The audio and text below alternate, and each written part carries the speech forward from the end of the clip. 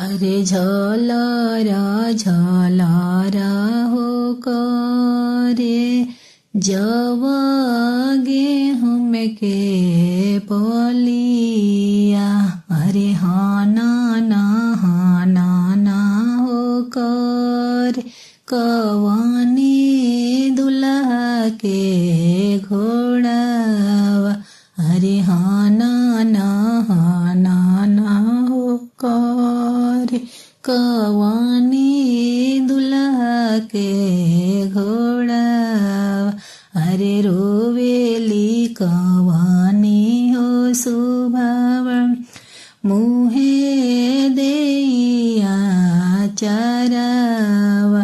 अरे हमारा कवानी हो पापा के सके त बड़े हो गलिया। अरे कैसे के दौड़ैबे दुल्हा सबु जलिला हो घोड़ावा। अरे कैसे के दौड़ैबे दुल्हा सबु जलिला हो घोड़ावा।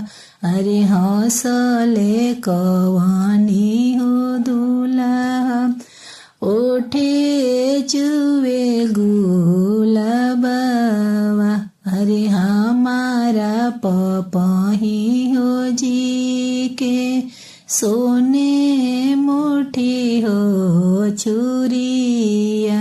अरे हमारा चचाही हो जी के सोने मुठी हो छुड़िया।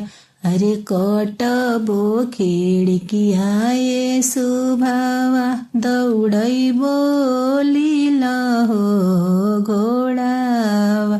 अरे कटबो खिड़किया ये सुभावा दौड़ैबो लीला हो